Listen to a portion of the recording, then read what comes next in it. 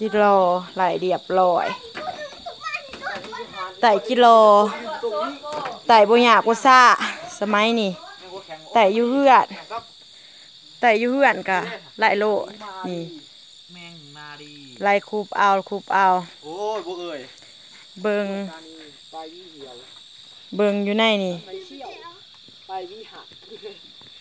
แต่ก็ไม่คุบเลยเอ่ยจากไทยวิดีโอเลยแย่งให้แน่เบิ่งนี่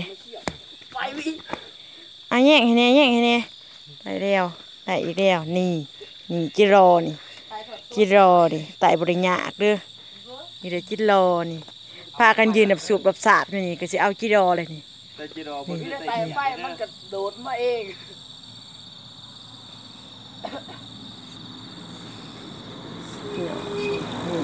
ไต่กับเพื่อนกับสาดนี่แหละเดินบ้านนี่เกี้ยงนี่แมงนาลีโอ้ยตกใจเบิดพี่น้องปองไปเลย